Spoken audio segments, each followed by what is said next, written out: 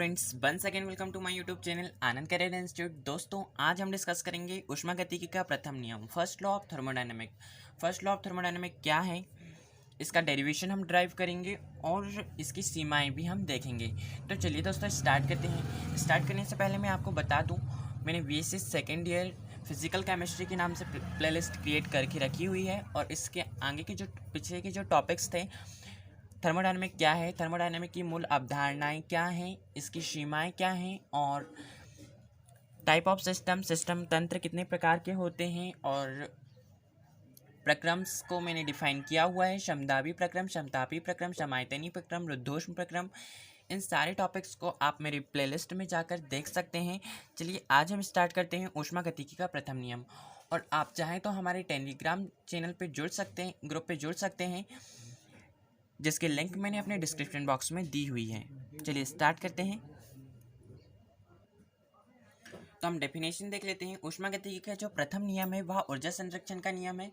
इसे हम ऊष्मागतिकी का जो फर्स्ट नियम है उसे हम ऊर्जा संरक्षण का नियम भी कहते हैं, law of conservation of energy. इससे इस धारणा को बल मिलता है। इसके अनुसार क्या होता है, यहाँ हम देख लेते हैं कि अजम्पशन है, धारणा है ऊष्मागतिकी फर्स्ट नियम की, कि ब्रह्मांड की कोई भी जो ऊर्जा है उसे ना तो उत्पन्न किया जा सकता है और ना ही नष्ट किया जा सकता है, केवल इसे एक रूप से दूसरे रूप में परिवर्तित किया जा सकता है।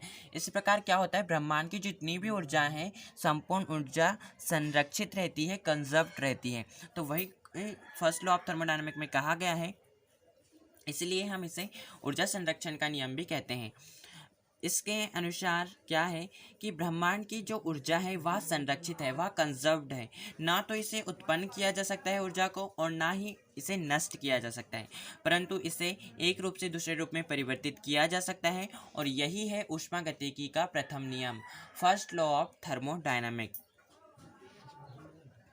इसे हम इसीलिए ऊर्जा संरक्षण का नियम भी कहते हैं। अब हम देख लेते हैं इसकी गणितीय व्याख्या। तो क्या है, हमने माना इसकी गणितीय व्याख्या के लिए हमें मान लेते हैं कि हमारा कोई सिस्टम लिया हुआ है जिसको हम क्यू ऊष्मा की मात्रा देते हैं।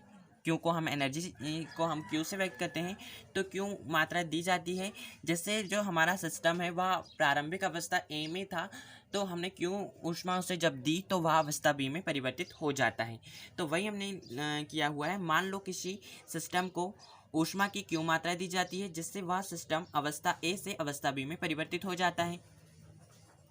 अतः जो अवस्था ए में परिवर्तन होने से जो सिस्टम की आंतरिक ऊर्जा है, चूँकि हमने अवस्था ए में था, कोई हमारा सिस्टम था, वो प्रारंभिक अवस्था में, इनिशियल स्टेट में अवस्था ए में था, जब हम उसको हीट दे रहे हैं तो वह एनर्जाइज हो जाएगा, उसके सारे मॉलिक्यूल्स एनर्जाइज हो जाएंगे और वह सिस्टम अपनी अंतिम अवस्था में, जब तक हम उसको हीट देंगे, वह प्रोसेस के दौरान एक आगे की वह और टेम्परेचर उसका हाई हो जाएगा, मॉलिक्यूल एक्टिव हो जाएंगे और वह सिस्टम एक अवस्था से दूसरी अवस्था में कन्वर्ट हो जाएगा। तो हमने मान लिया है वो अवस्था बी में परिवर्तित हो रहा है। अब चूँकि मॉलिक्यूल्स एनर्जाइज हो रहे हैं प्रारंभिक अवस्था में, अगर हम एग्जाम्पल लेते हैं, यह सिर्फ एग्जाम्पल के लिए है, अगर आप प्रेशर कुकर को देखें, जब भी हम किसी एक चीज़ को पकाते हैं तो आप देखेंगे पहले हम जब भी किसी भी पदार्थ को हमें पकाना होता है, हम उसे कुकर में पैक करते हैं और प्रारंभिक इनिशियल स्टेज में उसका टेम्परेचर भी कम होता है और उसकी जो एनर्जी है वह भी कम होती है। जब हम उसको हीट करते हैं, हीट देते हैं, तो आप देखेंगे कुछ समय के बाद वह प्रेशर कुकर सीटी मारने लगता है, उसका जो अंदर के मॉलिक्यूल्स हैं वह एक्टिव हो जाते हैं, एनर्जाइज हो जाते हैं और अंतिम अवस्था में वह बहुत गर्म भी हो जाता है और हमारा जो पदार्थ होता है वह पक जाता है। ठीक उसी प्रकार अंतिम अवस्था में क्या होता है, एनर्जी अधिक हो जाती है, जिससे कि आंतरिक ऊर्जा में परिवर्तन, जो मॉलिक्यूल्स उसके अंदर है, जो हमने पदार्थ रखा हुआ है, उसकी भी एनर्जी में परिवर्तन होगा। प्रारंभिक अवस्था में कुछ कम थी और अंतिम अवस्था में और अधिक हो गई, क्योंकि हमने एनर्जी और अधिक दे दी, तो आंतरिक ऊर्जा में परिवर्तन होता है, वही यहाँ पे कहा गया है। ठीक उसी प्रकार अतः अवस्था में परिवर्तन होने से सिस्टम की जो आंतरिक ऊर्जा है, इंटरनल एनर्जी, सॉरी गाइस यहाँ पे ओवरराइटिंग हो गई है मुझसे, इंटरनल एनर्जी लिखा हुआ है यहाँ, इंटरनल एनर्जी में भी परिवर्तन होता है, जिसे हम आंतरिक ऊर्जा डेल यू से व्यक्त करते हैं, जो आंतरिक ऊर्जा में परिवर्तन है। तो जो आंतरिक ऊर्जा है, इनिशियल स्टेट में जो एनर्जी थी हमारी आंतरिक ऊर्जा वह UA थी, और जो अंतिम स्टेट में आई, लास्ट स्टेट में आई, तो वह जो हमारी आंतरिक ऊर्जा है वह यू भी हमने मान ली है, हो जाती है।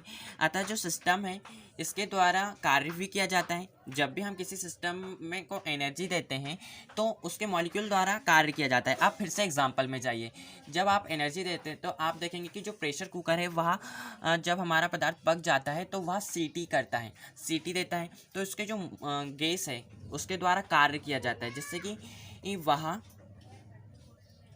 उठ जाता है। मतलब प्रेशर अधिक होने के कारण संपीड़क हमारा जो है कुछ ऊपर आता है। आप चित्र के द्वारा और भी अच्छे से समझ पाएंगे। यह सिर्फ मैंने एक्सप्लेन करने के लिए बनाया हुआ है गाइस। तो इनिशियल स्टेट में अगर हमारा संपीड़क यहाँ पे था, जब हमने इसको एनर्जी दिया, और इस प्रारंभिक अवस्था में इसकी आंतरिक ऊर्जा UA थी, जब हमने इसको एनर्जी दिया तो कुछ समय बाद हम देखते हैं स्टेट V में आ जाता है, तो इसके मॉलिक्यूल एक्टिव हो जाते हैं, जिससे इसका संपीड़क जो है हमारा, पिस्टन जो है हमारा, वह इस स्टेट से थोड़ा ऊपर आ गया है। यहाँ थोड़ा ऊपर है गाइस, वो लगभग इक्वल दिख रहा है बट ऊपर है। तो आप देखेंगे कि इसके द्वारा कुछ कार्य किया गया, तो जो अंदर मॉलिक्यूल्स हैं इनके द्वारा कार्य किया गया, जो हमारा सिस्टम है उसके द्वारा कार्य किया गया। सो हमें आंतरिक ऊर्जा में परिवर्तन ज्ञात करना है। तो प्रारंभिक अवस्था में सिस्टम की कुल एनर्जी क्या हो जाएगी? ये प्रारंभिक अवस्था में सिस्टम की जो टोटल एनर्जी है वह UA, जो कि प्रारंभिक अवस्था में UA एनर्जी थी, और हमने इसको Q हीटिंग दी थी, Q ऊष्मा की मात्रा दी थी, तो यह हो जाएगा UA + Q। और अंतिम अवस्था में जो सिस्टम की कुल एनर्जी, कुल ऊर्जा है, अंतिम अवस्था में जब हमने कुछ टाइम तक एनर्जी देते गए तो अंतिम अवस्था में आंतरिक ऊर्जा में तो UA हो गई, UB हो गई, लेकिन इसमें सिस्टम के द्वारा कुछ कार्य भी किया गया, जिससे भी एनर्जी और प्राप्त हुई, सिस्टम के द्वारा कार्य किया गया तो +W ऐड हो जाएगा। अब हमें याद है ऊर्जा संरक्षण का नियम क्या होता है? ऊर्जा को ना तो उत्पन्न किया जा सकता है और ना ही नष्ट किया जा सकता है। ऊर्जा को केवल एक रूप से दूसरे रूप में परिवर्तित किया जा सकता है। अर्थात प्रारंभिक अवस्था में एनर्जी इक्वल होगी अंतिम अवस्था में एनर्जी, क्योंकि यहाँ परिवर्तन हो रहा है। तो ऊर्जा संरक्षण के नियम के अनुसार हमने दोनों को इक्वल कर लिया है। प्रारंभिक अवस्था में तंत्र सिस्टम की एनर्जी और = अंतिम अवस्था में सिस्टम की एनर्जी। तो प्रारंभिक अवस्था में हमारी थी UA + Q, और अंतिम अवस्था में थी हमारी UB + W। तो वह हमने इक्वल करके लिख लिया। अब हमको Q चाहिए थी, ऊष्मा की मात्रा हमें पता करनी है।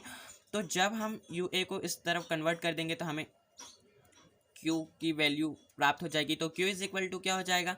क्योंकि हमें पता है UB - UA क्या होता है? आंतरिक ऊर्जा में परिवर्तन। जब अंतिम अवस्था को प्रारंभिक अवस्था से हम घटाते हैं तो हमें आंतरिक ऊर्जा प्राप्त हो जाता है, क्योंकि यह स्टेट फंक्शन है। मैंने प्रीवियस वीडियोस में भी यह बहुत अच्छे से एक्सप्लेन किया हुआ है, आप चाहें तो मेरे प्लेलिस्ट पे जाकर देख सकते हैं। तो यह जो ΔU हम इसे लिख सकते हैं आंतरिक ऊर्जा में परिवर्तन। तो Q = हो जाएगा ΔU + W, तंत्र के द्वारा कार्य किया गया है। तो यह जो इक्वेशन है ऊष्मागतिकी के प्रथम नियम का इक्वेशन है। हम इसे इस प्रकार से भी लिख सकते हैं, जो ΔU में परिवर्तन है, आंतरिक ऊर्जा में परिवर्तन, ऊष्मा की मात्रा और जो हमारा तंत्र के द्वारा कार्य किया गया है उसके ऊष्मा की मात्रा के द्वारा जो कार्य किया जाता है उसकी कमी के इक्वल होता है। अर्थात जो हम एनर्जी दे रहे हैं और तंत्र के द्वारा जो कार्य किया जा रहा है उसको हम उससे घटा दें तो हमें आंतरिक ऊर्जा में परिवर्तन प्राप्त हो जाएगा। जब हम न्यूमेरिकल सॉल्व करेंगे तब हमें यह काम पड़ेगा। हम इसे इस प्रकार से भी लिख सकते हैं, जो अवशोषित ऊष्मा की मात्रा है, अवशोषित ऊष्मा की मात्रा जो होती है वह आंतरिक ऊर्जा में वृद्धि और किया गया कार्य के बराबर होती है। जो अवशोषित ऊष्मा की मात्रा है, तंत्र के द्वारा जितनी ऊर्जा अवशोषित की जाती है, ऊष्मा अवशोषित की जाती है, वह आंतरिक ऊर्जा में जो हमारी वृद्धि हो रही है, जब हम प्रारंभिक अवस्था में एनर्जी दे रहे हैं, फिर अंतिम अवस्था में जो वृद्धि हो रही है और जो तंत्र के द्वारा कार्य किया जा रहा है उसके इक्वल होती है, जो तंत्र ऊर्जा अवशोषित कर रहा है उसके। इसे इस प्रकार भी हम लिखा जा सकता है, जो इक्वेशन है फर्स्ट लॉ ऑफ थर्मोडायनामिक की, इसे हम इस प्रकार से भी लिख सकते हैं, dQ = dU + dW। आप इस इक्वेशन को ध्यान से याद रखिएगा, ये इक्वेशन बहुत ज़्यादा आगे भी सॉल्व करने में ज़रूरत पड़ेगी और यह न्यूमेरिकल सॉल्व करने में ज़रूरत पड़ेगी। सो पक्षांतरित करके ही गाइज हम आगे पीछे पक्षांतरित कर ले रहे हैं और इनकी जो वैल्यू है फाइंड आउट कर ले रहे हैं। इसे बहुत अच्छे से समझिएगा और प्रॉपर नोट्स बनाइए ताकि आपको बहुत ही अच्छे से समझ में आए। अब हम देख लेते हैं सीमाएँ, जो फर्स्ट लॉ ऑफ थर्मोडायनामिक है उसकी सीमाएँ क्या हैं। यह जो है ऊष्मा के प्रवाह की दिशा व्यक्त नहीं करता है दोस्तों, जो फर्स्ट लॉ ऑफ थर्मोडायनामिक है, यह ऊर्जा संरक्षण के नियम पर तो आधारित है, लेकिन ऊर्जा किस दिशा में बह रही है यह नहीं बताता है। और प्रथम नियम में यह ज्ञात नहीं होता है कि ऊष्मा को किस सीमा तक कार्य में बदला जा सकता है। इसमें यहाँ हमें सीमा पता नहीं हो रही कि किस सीमा तक हमारा जो ऊष्मा है वह कार्य में कन्वर्ट होगा। आई होप आपको बहुत ही अच्छे से समझ में आ गया होगा। Thank you for watching my video.